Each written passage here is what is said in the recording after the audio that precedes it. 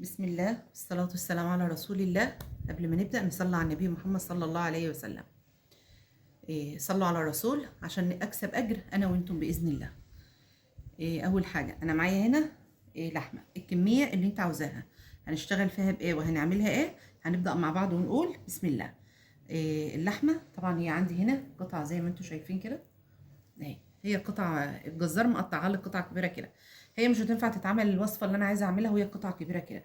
فأنا هجيبها هقسمها كده بالنص بالسكينة. تجيبي بقى سكينة حامية عندك حلوة وتقطعها شرايح رفيعة كده. لازم تبقى شرايح رفيعة علشان لما تيجي تقطعيها تبقى سهلة معاكي في التقطيع. خلي بالك وانت بتشتغلي بالسكينة ان هي ما تعوركيش. هنعمل النهارده هنعمل مع بعض الشاورما المصري.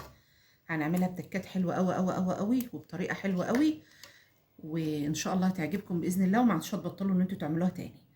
انا دلوقتي هقسمها بقى كده، هقسم القطع اللي معايا كده عشان هي قطعه كبيره عريضه قوي.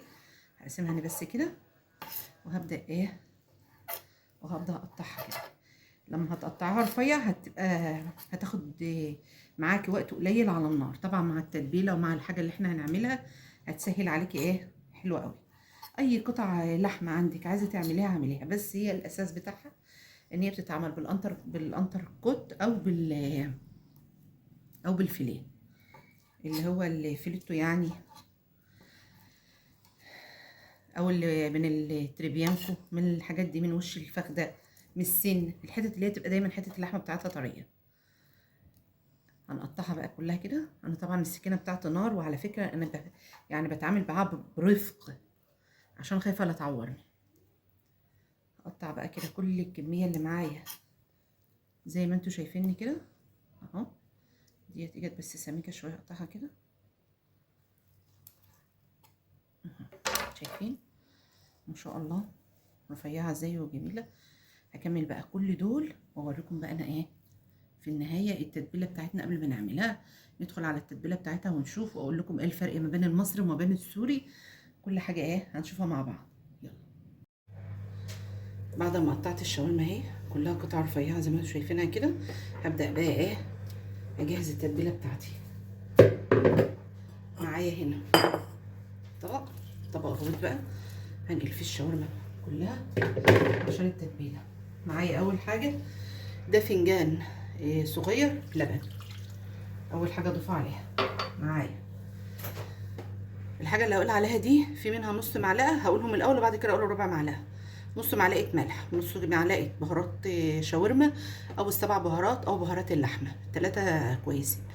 نص معلقه توم باودر، وربع معلقه شطه، ربع معلقه فلفل، تمن معلقه صغيره كمون. كده البهارات بتاعتي كامله. معايا هنا حوالي معلقتين او 3 زيت، ومعايا معلقتين خل. كده كده الشاورما بتاعتنا المصري. هقلبها بقى تقليبه حلوه كده. معلش بس بقى كده انا قلبتها كلها تقليبه حلوه كده. هي كده الشاورما المصري بتاعتنا. انت بقى عايزه تعمليها شاورما سوري، ده دبس الرمان شايفين اهو.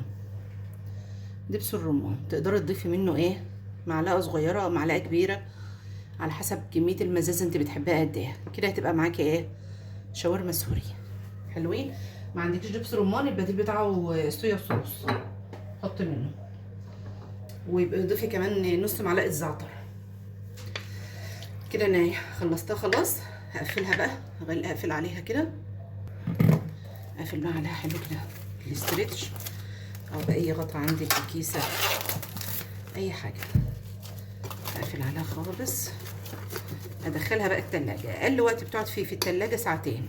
لو انت تعملها من بالليل وتجهزيها وتعملها الصبح يكون احسن. كده انت كده انت خدتي التتبيله بتاعتها كامله. تمام. يلا اشوفكم بقى واحنا بنعملها مع بعض.